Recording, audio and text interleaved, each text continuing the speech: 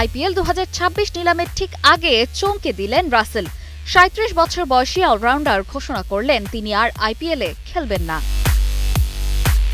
Kolkata night Riders তাকে ছেড়ে দেওয়ার পর তিনি আর কোনো দলে যোগ দেবেন না, বরং আগামী মৌসুমে কেকেআরের পাওয়ার কোচ হিসেবে ফিরবেন বলে জানান তিনি। ইনস্টাগ্রামে নিজের সিদ্ধান্ত জানান রাসেল। তিনি বলেন, আইপিএলে আমি দারুণ সময় কাটিয়েছি, ছক্কা মেরেছি, ম্যাচ জিতেছি, এমভিপি হয়েছি। তিনি আরও বলেন, আমি যখন এই সিদ্ধান্ত নেই মনে হয়েছে এটা সঠিক সময়। আমি ধীরে ধীরে ম্লান হতে চাই না। আমি চাই নিজের পেছনে একটা ইতিহাস, একটা দৃষ্টান্ত রেখে যেতে।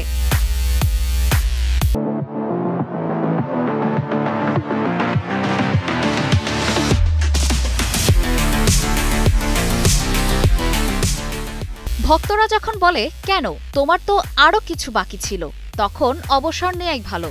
অনেক আগেই অবসর নেওয়া উচিত ছিল, এটা শোনার আগে সরে যাই।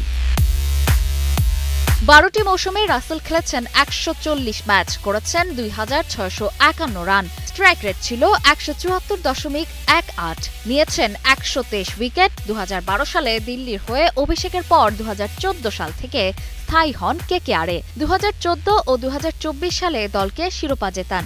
আইপিএলের সেরা ক্রিকেটার হয়েছেন 2015 ও 2019 মৌসুমে। এই ভূমিকায় আর দেখা যাবে না তাকে।